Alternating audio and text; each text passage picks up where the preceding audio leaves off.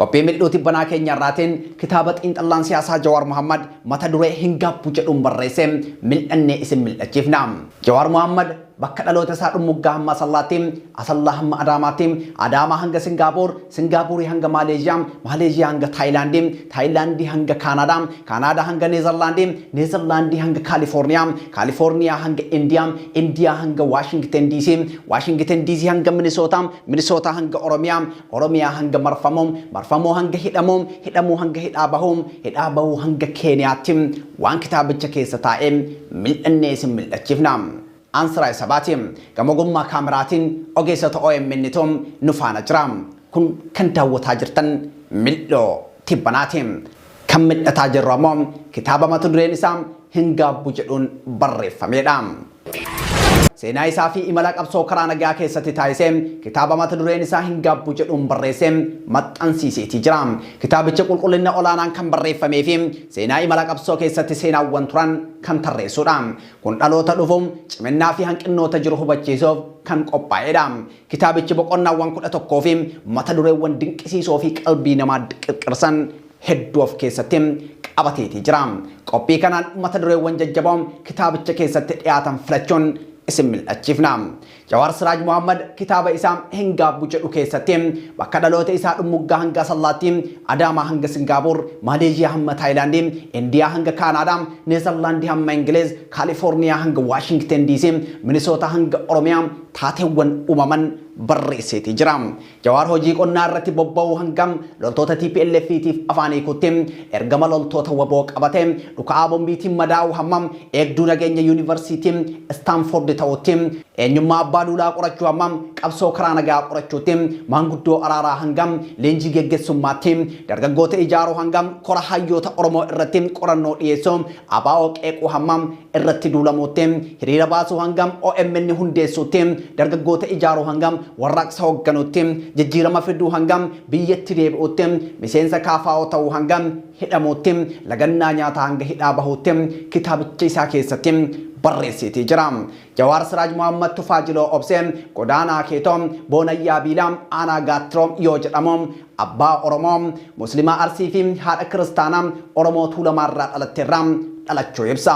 Jawaar lafa tarsiimoo siyaasaa fi waraanaa kan Harargee lixaa Baalee fi Arsii jidduutti argamtu Dhummuggatti yommuu dhalatu umrii ijoollummaa isaa irraa kaasee dhiibbaa sirnoonni Itoophiyaa bitan uummata naannichaa irratti taasisu argaa guddate.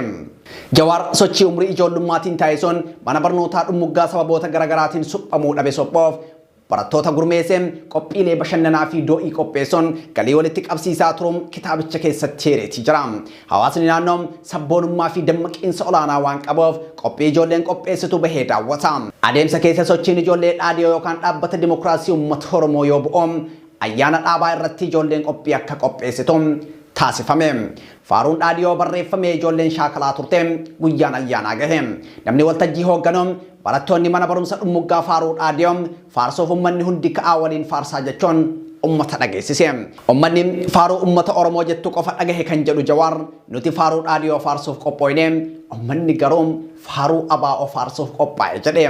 Barattoonni waltajjii irratti bahuun faaruu dhaadhiyoo roorroo miidhaa keenyaa dadhabnee hifannee har'a qabsoof kaanee tokkummaan hidhannee kan jedhu barattoonni yoo faarsan ummanni ammoo alaabaa Oromoo ibsituu dukkanaa guyyaa si dhaabbanne gabrummarraa baanaa ilmaan saba keenyaa bakkuma jiranii garsi dhaabuuf jecha falmarratti kufanii kumkumnillee du'uu kana feensi dhaabnaa falmarraan deebinuu tarreessi dhaabnaa jechuun faarfate. Sagaleen ummataa barattoota mo'achuu hordofee barattoonni sitti cabsuun faaruu abaa'oo ummata wajjin faarfatan jedha. Kitaabni qondaalli siyaasaa Jawaar Siraaj Mohammad mata duree hin gaabbu jedhuun barreesse tibbanam biyyoota Awurooppaa fi Ameerikaa kaabaatti eebbisiisaa jira. Qondaalonni dhaadhiyoom haalichaan rifatanii waltajjii dhiisanii bahuu kitaaba isaa keessatti kan ibse Jawaar sababa kanaan barnoota irraa ari'amuun baadiyyaa fira biratti galee lafa qotee intala bareedduu fuudhee jiraadha jedhee marxool cabsadhee lafa akaafaa osoo jiru jarri dhaabbata miti mootummaa yookaan NGO konkolaataan baddaa Arsii keessaan gara Harargee darbuuf laga darbaa bakka ani jiru gahan jedhe. Jarri laga darbaatti naannoo san gaggaafatanii nama afaan beeku dhabnaan na waamanii waliin dubbannee hanga magaalaa Machaaraa akka geessuuf birrii 200 akkanaaf kafalan walii gallee deeme jedhe. Gaafa Machaaraa gahan hanga Galamsoo achumaan Finfinnee Adaamaa fi hanga Asallaa deemuun obboleettii isaa biratti hafuun barnootatti deebi'uuf carraa argatu ibse. Asallatti barnoota hordofaa qabsoo sabboonummaa dhumuggatti jalqabee Asallattis itti fufuun achii gara Adaamaa dhufee barnoota isaa Adaamatti barachuu jalqabe. Magaalaa Adaamaa keessatti dhimma siyaasaa keessatti kan dhumuggaa fi Asallaa caalaa hirmaachuu kan jalqabe Jawaar Muhammad waltajjii abbaa duulaa tokko irratti ija qondaalota dhaadhiyoo fi ABO keessa bu'uun kitaaba isaa keessatti kaa'e. Mootummaan barattoota manneen barnootaa sadarkaa lammaffaa guutuu biyyattii keessatti walgahii teessisuuf qophaa'e. Manneen barnootaa sadarkaa lammaffaa godina Shawaa Bahaa magaalaa Adaamaatti walitti qabee walgahii teessuuf murteessuun akkuma dhagahaniin carraa kanatti fayyadamanii walgahicha gara mormiitti jijjiiruuf murteessuu ibsa. Haala kanaan osoo walgahiin hin gahin hojii walii qooduun namoonni gariin barattoota manneen barnootaa garaagaraa irraa dhufan kan dammaqoo ta'an walgahicha gara mormiitti jijjiiruuf karoorsuu akka hubachiisan gariin ammootum walgahicha irratti gaafilee ciccimoo dhiyeessuu fi mormii kaasuuf qophaa'u irratti ramadamani. Jawaar barattoota gaafii dhiyeessuu fi walgahicha gara mormii jijjiiruuf filataman keessaa tokko ta'uu ibse. Akkuma mariin jalqabeen adeemsa jechuun ol ka'e kan jedhu Jawaar abbaan waltajjii dhaabee adeemsicha dhageeffachuuf carraa naaf kenne. Anis walgahii bifa kanaan guutuu biyyattii keessatti adeemsifamaa jira. Barattoota birootiif durgoon kafalamaa jira. Nuuf garuu laaqanaayyuun qopheessine kuni loogii Oromoo irratti godhamu keessaa tokkodha jechuun dubbadhe jedha. Akkuma ani gaafii kana dhiyeesseen galmi guutuun harka rukutee yaada kiyya deeggare kan jedhu kitaabni Jawaar Siraaj Muhammad warri waltajjii xinnoo mari'atee gaafii keessan qaama olaanutti dhiyeessine hammasiif walgahii itti fufna jedhanis nuti ammoo hanga deebii argannutti walgahii ittiin hufnu jennee dinne jedhe. Laaqana nuu qopheessanii durgoodhuma irratti akka nuuf kafalan nu amansiisuuf yaalanes nuti hin fudhanne. Guyyaan jalqabaa haala kanaan yoo darbu guyyaa lammataa abbaan duulaa gammadaa dhufe jedha. Abbaan duulaa dhufnaan poolisiin galma guuttee sarara barattoota jidduu dhaabbattee mormii ukkaamsuu jalqabde. Guyyaa duraa warri waltajjii hoogganuun gaafii keenya irra dibanii yoo taruuf yaalan wacaan dhaabsaa turre. Sanambisuuf guyyaa lammataa poolisiin galma naqanii nama sagalee dhageesse qabanii alabaasu jedha. Saniif boqonnaa mari'anneen wayita waltajjiin jalqabuun barataan hundi kophee isaatiin akka lafa rigu walii gallee akkuma waltajjiin jalqabeen barataan 100 lakkaa'amuun bakka takka wayita lafa rigu walgahii adeemsisuu miti obsanii galma san keessa turuun ni ulfaata. Kana jidduutti walgahii dhaabanii maal akka barbaannu yeroo nu gaafatan loogii malee gaafii akka dhiyeessinu gaafanne jedha Jawaar Siraaj Muhammad kitaaba isaa kana keessatti. Ammas tole jedhanii barattoota hardikoor jedhaman adda baafatanii carraa isaaniif kennuu diduun barattootuma kaawwaniif kennan jechuun tooftaa kana cabsuuf barataan hundi walqixa harka akka baasan carraa wayita laatan ammoo barattoota hardikoor jedhamaniif carraa dhoowwatan saniif carraa isaanii akka dabarsan waliif galle jedha. Haala kanaan barataan hundi walqixa harka baasuun yoo carraa kennaniif barattoota gaafii akka gaafatamaniif filamanii fi carraa dabarsuun gaafii keenyam dhiyeessaa turre jechuun dhaadhiyoo fi abbaa duulaatti gaafii dhiyeessuun waltajjii luka takkaan dhaabuu kan himu kitaabni Jawaar Muhammad abbaan duulaa nuti barattoota waa hubatan warra sammuu qabu malee kashlabboota akkanaa isin hin seene jechuun waltajjii dhiisee deemu hime. Booda barattoota hardikoor jedhaman walitti qabanii abbaa duulaa bira geessuuf dhimmoota eenyummaa isaatiin wal qabatan irratti gaafiin hedduun gaafatamu kitaabni Jawaar eereetii jira.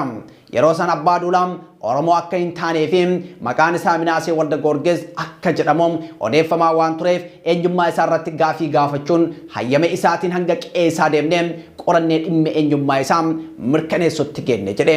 Kitaabni Jawaar Muhammad waa'ee biyya Singaabuur yoo seenessu Singaabuur biyya seeraa qulqullinnaa fi naamusaaf xiyyeeffannoo olaanaa kennituudha. Maastikaa nyaachuus ta'e biyya san seensisuun yakka hidhaan nama adabsiisuudha. Kunis gita bittaa jalaa bahuu Singaabuur hordofee hoogganaan biyyattii jalqabaa Lii Kuan Yew baabura reefuu hojii eegale ilaaluu dhaqee yeroo balballi cufamuu didu argee yoo itti siqee ilaaluun kan balbala cufsiisuu dhoowwe hancoo maastikaa alanfamee gatameedha. Gaafasii jalqabee maastikaa nyaachuunis ta'e biyya Singaabuur galchuun labsiin dhoowwame jedha. Kitaabni Jawaar Muhammad waa'ee qaroomina qaroominaa fi guddina diinagdee Singaapoor yoo ibsu Singaapoor odolam bara duriim ummanni maalaa qurxummii irraa guuratu kan koloneeffattoonni Ingiliz qabachuun sababa geejjiba bishaan irraatiif lafti ishee mijataa ta'eef buufata doonii godhatanidha jedha. Tajaajilan Chaayinaa irraa fidan kan jedhu kitaabichi adeemsa keessa warra Singaapoor irra jireesse warra Chaayinaa ta'anis Ingiliz qaama koloniisii Maaleeziyaa gochuun bulchaa turuu ibse. Singaapoor bara 1965 yeroo walabamtu diinagdeen of dandeettee dhaabbachuu hin dandeenye hoogganaan Singaapoor Lee Kuan Yew biyya qabeenya uumamaa hin qabnee fi diinagdee ishee qurxummii qabuu fi hojii buufata doonii Ingiliz irratti hundaa'ee bayyanachiisuun investimentiin badhaasee waggoota 30 keessatti biyyoota galii diinagdeen sadarkaa duraa irra jiran jidduu taasise jedha. Lammaffaa Singaapoor qe'ee nagaa taasisuun biyya nagaa fi diinagdeen badhaate yoo taasisuun lammiilee ishee lammiilee baratanii fi ogummaan badhaadhaan taasisee kun ammoo investoroota akka hawwatu godhe. Jawaar Singaapoor United World College yeroo barataa turetti waltajjiiwwan garaagaraa irratti barnoota leenjii dargaggootaa fudhachuu fi deebisee ammoo dargaggoota leenjisaatii ture. Bara 2005 barnoota Singaaporitti barataa ture xumuroon University Stanford irraa scholarship guutuu argatee gara Ameerikaa imale. University Stanford nama Leland Stanford kan bulchaa kutaa Californiyaa fi dureessa ta'een bara 1885 dhaabbatee 1991 hojii jalqabe jedha kitaabni Jawaar Mohammad. Universitywan Stanford Universitywan Ameerikaa gurguddaa shan keessaa tokko yoo ta'u waggaatti University kanatti digrii jalqabaa barachuuf guutuu addunyaarraa nama 50,000tu iyyata galfata kanneen keessaa 500 qofatu fudhatama jedha. Akkam kitaabni Jawaar barreesse jedhutti Universitiin kun qorannaalee teknoolojii kompiitaraa fi intarneetaa babal'achuu isaatiif shoora olaanaa taphate. Jiddugala IT addunyaa kan taate Silicon Valley iddoo kubbaaniyaaleen akka Google, Facebook, HP fi kanneen biroo argamaniin ollaadha jedha.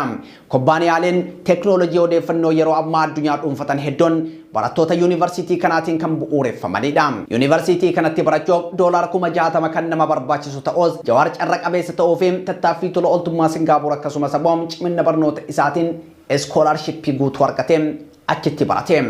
Qorannoo qabsoo uummata gurraachaa irratti korsiiwwan Profeesar Claiborne Carsoniin kennamu barataa osoo jiru akkaataa uummanni gurraachi bara 1950mootaa fi 1960moota keessa qabsoo karaa nagaatiin qabsaa ture qorachuun qabsoo hidhannoo maleessa na harkisuu jalqabe kan jedhu Jawaar kitaaba isaa keessatti sochii qabsoo mirgaa Civil Rights Movement baroota 1960mootaa fi 1970mootaa keessa hooggansa Martin Luther King fi Malcolm X jalatti geggeeffamaa turetti sirriitti hubachuun qabsoo Oromootiif muuxannoo fayyaduu yaalaan ture jedhe.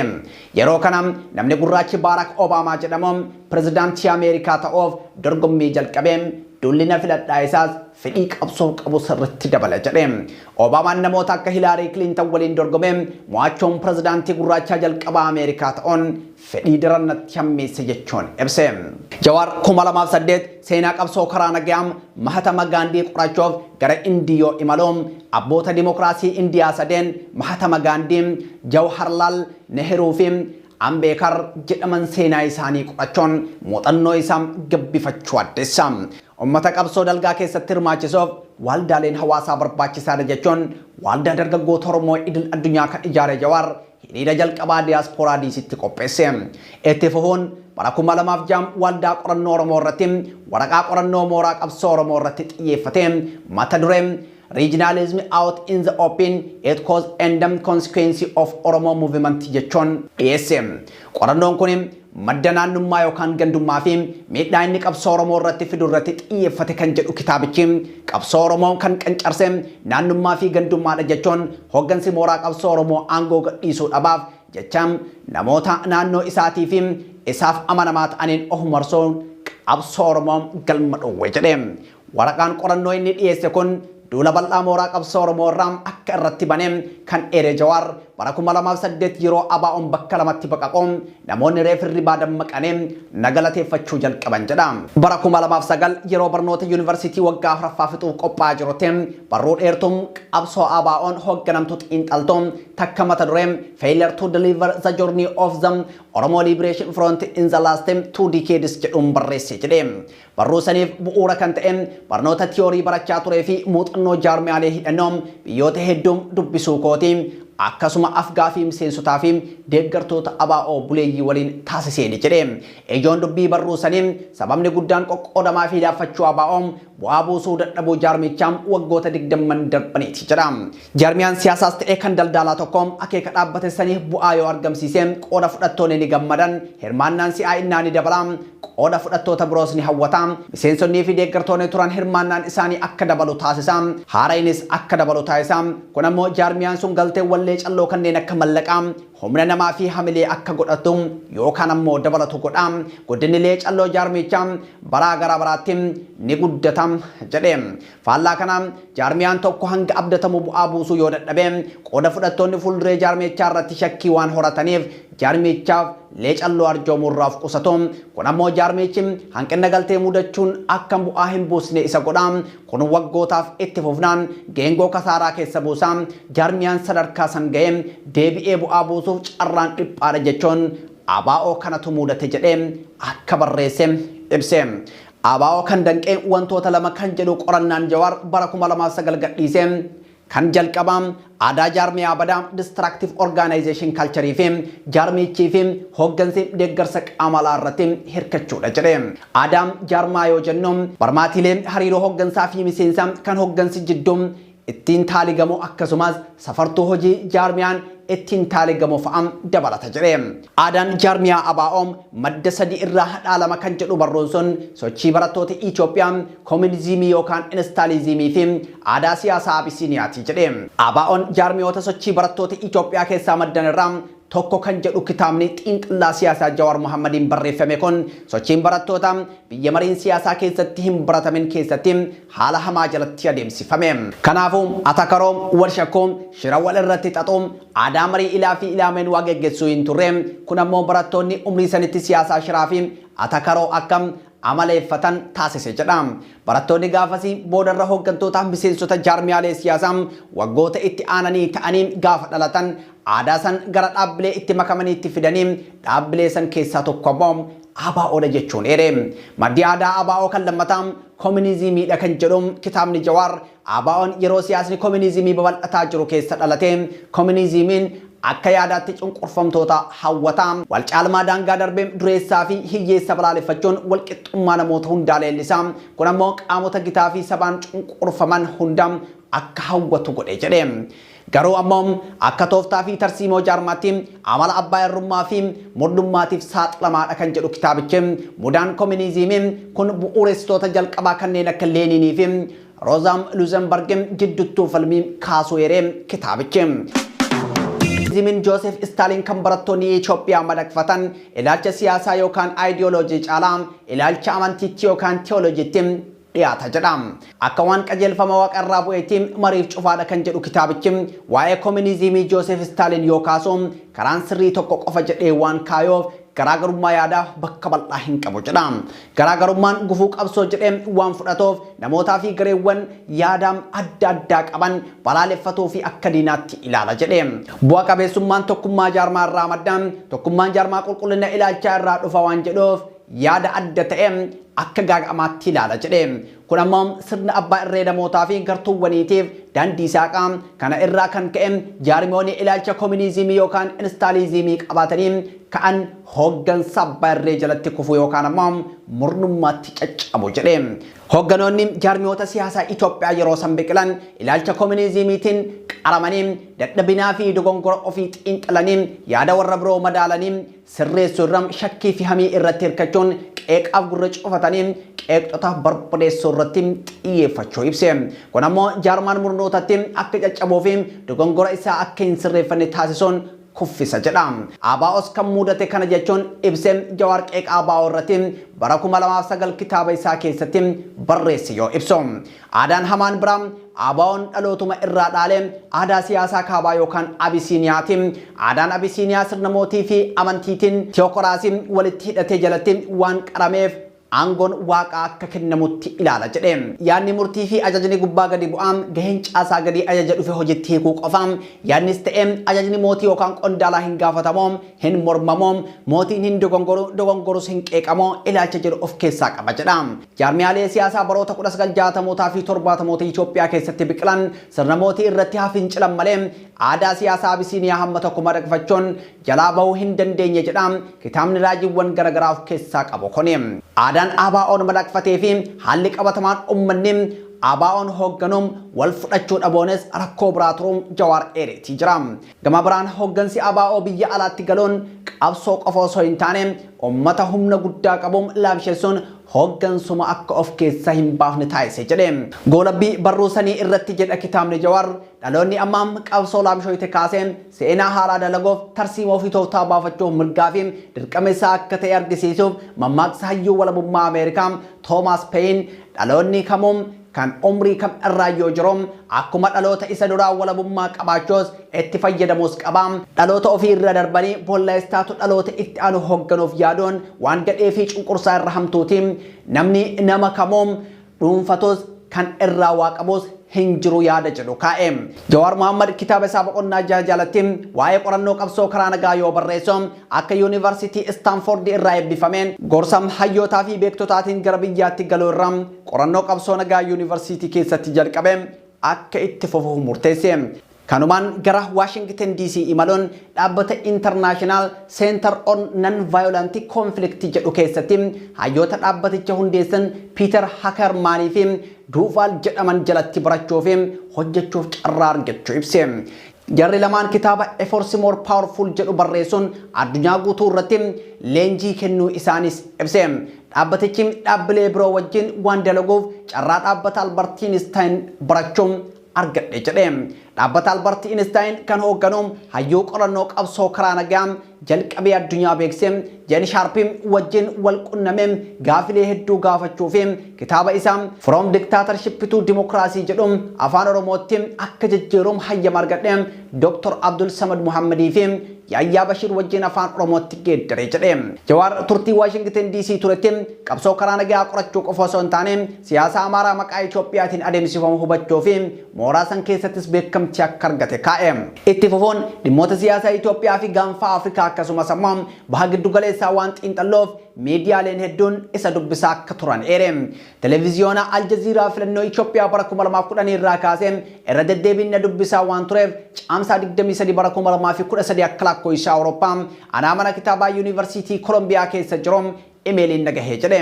Kunis dhimma Oromoo fi Itoophiyaa ilaalchisee sagantaa Aljaziiraa Stream jedhu irratti akka dhiyaatu si affeerre kan jedhu ture. Tikeettii baaburaanaaf erganii yaabbadhee gara istiidiyoo isaanii Washington DC jirutti qajeele jedha. Albaamni Haacaaluu Hundeessaa waa'ee keenya jedhu guyyoota muraasaan dura naaf ergamee waan tureef isa dhageeffachaan deemaa ture. Sirba isaa maasaan gamaa jedhu irra yoon gahu hedduu waan na hawwateef irra deddeebi'een dhageeffachuu eegalee. Sirbichi roorroo fi saamicha uummata keenya irra gahaa ture. Ija dura na fidee hedduu miira koona kaasee osoon tabbaa fi sulula Oromiyaa yaadaan bu'ee bahuun Washington DC gahee baaburaa bu'ee istiidiyoo Aljaziiraa dhaqee akkuma achi gaheen gaazexeessitoonni dubartoota lama qophaa'anii na eegaa turan na simatanii qophichi bifa gaafii fi deebiin osoo hin taane falmii waan ta'eef yaadannoo qabachuu hin dandeessu jedhanii meeshaa harkaa qabuun na harkaa fuudhanii na teessanii jedha. Iskiriinii fuuldura koo jiru yoo ilaalu Muhammad Adamoo fi Dr. Taaddasaa Eebbaa qophaa'anii jiru jedhe. Muhammad Adamoo akka gaazexeessaatti Dr. Taaddasaa Eebbaa immoo ABO bakka bu'ee an ammoo akka xiinxallaatti dhiyaanne gaafiin hammi tokko gaazexeessitootaan dhiyaate kaan ammoo gama tiwiitaraatiin daawwattoota irraa funaanname jedhe. Miidhaa mootummaan Itoophiyaa Oromoo irraan gahaa jiru seenaa durii irraa kaasee hanga ammaatti anaa himu dhageenyaan gaazexeessitoon gaafii ani hin eeginne gaafatte. Jawaar Aariyoo Oromoo First or Itoophiyaa First naan jette ati dura akka Oromootti of laaltamoo akka Itoophiyaatti jechuu ishiiti jechuun kitaabicha isaa keessatti eere. Yeroo gaazexeessitoon na gaafatte gaafii hin eegin waan tureef yeroo xinnoof yaade deebisaan I am Oromoo First Ethiopia was imposed on me andra Oromoodhaan Itoophiyummaan irratti fe'amtee jedhe. Deebii kana kan kenne sababa lamaa fi kan jedhu Jawaar jalqabaan durirraa kaasee eenyummaa sabaatiin of ibsam mootummoonni maqaa Itoophiyummaatiin eenyummaa Oromoo cunqursaa waan turaniif gaafa qabsoon Oromoo jalqabdurraa kaasee Oromummaa dhaadheessuun tooftaa eenyummaa waloom deebisanii ijaaruu turte jedhe. Adeemsa keessa Oromummaa ofii leellisaa Itoophiyummaa busheessuun keessattuu biyyoota alaa keessatti ulaagaa sabboonummaa taate gaafa dhaloonni keenya siyaasatti makamuun Oromummaan of ibsuun waan aadeffame ture jedha. Gama biraan qabsoo keessatti shorri diyaaspooraa hoogganuu osoo hin taane deeggaruu akka ta'e ibsaa kan ture Jawaar Siraaj Muhammad kitaaba isaa keessatti kunis gama dippiloomaasii, advokaasii, beekumsa maddisiisuun deeggarsalee calloo fi miidiyaa irratti hojjechuu akka ta'e kitaabicha keessatti hireetii jira.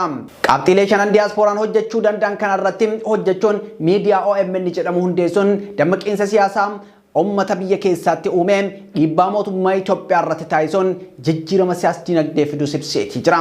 Walumaa galatti OMN hundeessuun qeerroo gurmeessuun karoora maastar pilaanii kuffisuun qormaata biyyaalessaa fashalsuun hiriira guddicha hagayya jaha guutuu Oromiyaatti qindeessuu fi kanneen biroo raawwachuun jijjiiramni dhufuuf jala bultiin jalqabe. Jala bultii jijjiiramaa irratti gaafii ce'umsa eenyu haa hoogganu jedhutu jira. Torbaan kutaa lammaffaan itti fufa. Har'aaf xumurree jirra. Ansiraa Sabaati. Gama ogummaa kaameraatiin ogeessota OMN hundatu nu faana ture. Kun kan daawwataa turtan qophii mil'oo tibbanaati. Torbaan milkii haa ta'u.